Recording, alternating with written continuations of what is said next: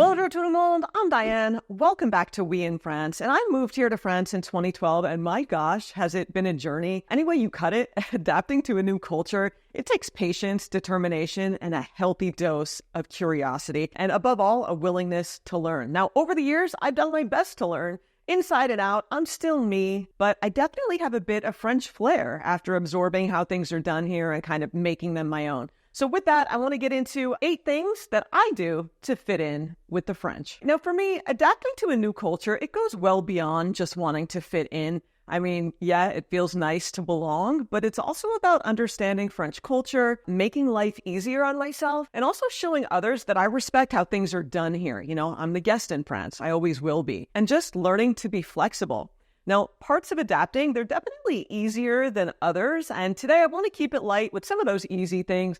Just things that I've learned to do to fit in with the French. All right, number 1, I've learned how to write my numbers the French way. Now, as a kid, learning how to write in my New Jersey kindergarten class, a 7 didn't have a bar in it. It was just like this. And a 9 didn't look like a lowercase g. But in France, numbers are written a bit differently. Penmanship in general is a bit different. A lot of loops in writing in France. And I definitely broke myself of my American number writing habits because my goal is always to be clear and understood. So by not putting a bar through my 7, people thought my 7s were 1s. And when you're writing a check, that's really not a great misunderstanding to have. So yeah, get your numbers right. Do them like the French. I certainly have. All right, number 2, I learned Celsius instead of using Fahrenheit.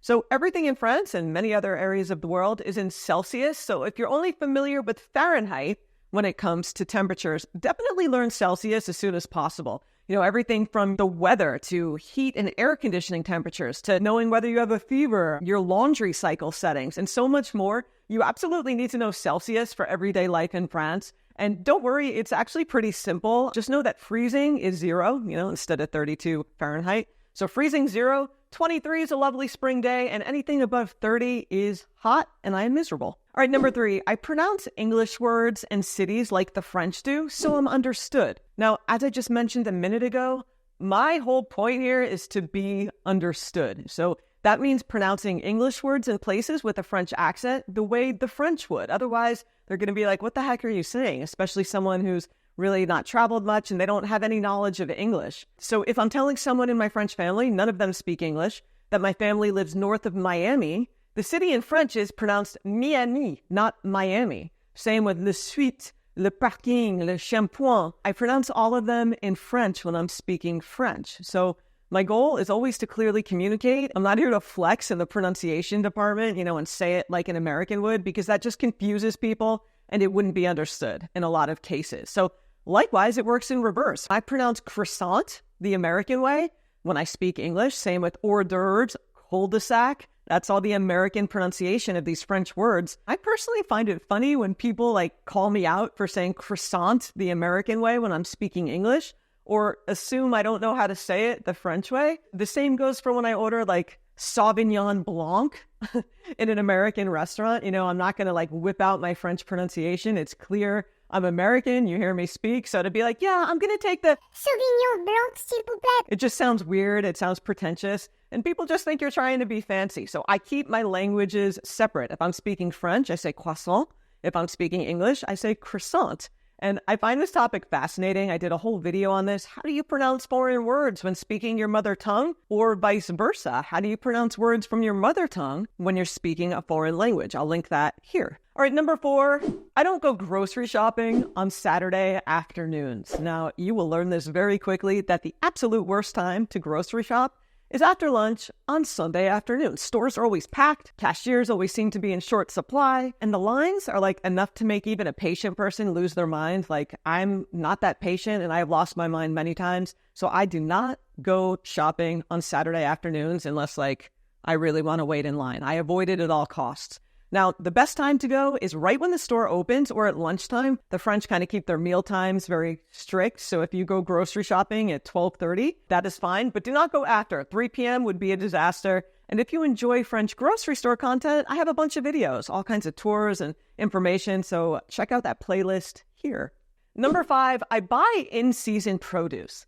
Now, in France, you're going to notice that the supermarket produce section, It's not going to be overflowing with every fruit and vegetable imaginable all times of the year. Just an example is it's very difficult to find strawberries outside of the April to June timeframe. You know, the French, I feel they celebrate the seasons a bit more than we do in the US by offering local fresh produce at its peak and not just at random times throughout the year. And this goes for restaurant menus as well. You can have local dishes that feature in-season produce. It's a great way to enjoy like the produce of the season. And I've even discovered new ways of cooking things and things I don't normally eat. So in spring, it's all about the strawberries, like this time of year, cherries, asparagus. In the summer, you'll start getting like really juicy melons, nectarines. And I say embrace it. Cook with the seasons. All right, number 6, leisurely Sundays. Now, most shops and places of business, they're closed on Sundays or they're only open in the morning. And this is the perfect time to just explore your neighborhood on foot. You know, you could take a leisurely stroll through a park. You'll see a lot of other people doing the same. Visit a museum, relax with family and friends. Sundays in France are for rest, and trust me, that slower pace, it really does a body and mind a lot of good. All right, number 7, la bise, the cheek kisses. And I have a love-hate relationship with them. Mostly hate, I'll be honest. They can throw unsuspecting Americans through a loop who's not expecting to do a cheek kiss. I personally find them awkward, but I do them, of course, because that is what you do here. So you're going to want to forget hugging in France. You really don't greet people with a hug. You faire la bise, one on each side when you see people at a party or family members. You know, you meet up with friends, even friends or friends who like you don't know, you would still greet them with a cheek kiss. And then often again, when you leave a party or like a dinner event or something, you know, like a small gathering. And depending on the region, you might have to do like 2 on each side. It depends. Just follow the French person's lead. Get ready for like a little dance, practice in the mirror maybe beforehand. And also, if you're sick, you can politely decline. So I'm sick a lot. All right, number 8. French politeness. Bonjour, madame. You're going to want to say things like that and forget the hey or the what's up, or worse, just launching into your question or request. And in France, social politeness is something people take very seriously. I've talked about this at length. There's a level of formality to it. And with people you don't know, you need to be somewhat formal. Now, you'll learn this right away when you move to France, but if you don't, you need to say bonjour. And I stress that over and over on my blog and here on this channel. So you're going to always greet shopkeepers, servers, anyone you encounter with a bonjour. And at the very least, you're going to want to do the bonjour, but you could tack on a monsieur, madame, mesdames, if there's more than one woman. And being familiar with French norms, it's a sign of respect, and that goes a long way. So avoid being rude at all costs. I've done recent videos on things that are rude for both Americans and the French that you might want to check out. I'll link that above. And I would love to hear from you. What things have you incorporated into your life after living in France or visiting? Just little habits, little cultural tics that you like and that you've taken on into your own life. I'd love to hear from you in the comments. And also, you can't see my whole shirt, but it says all outa and then the French word for seal, which is fuck. So, you know, think about that. Yeah, it's a fun shirt. I have all kinds of merch with this design and a bunch of others. So if you want to support the channel, that's the way to do it. That's just linked right under the description. Thank you, as always, for being here. And I'll see you back on We in France soon. Salut!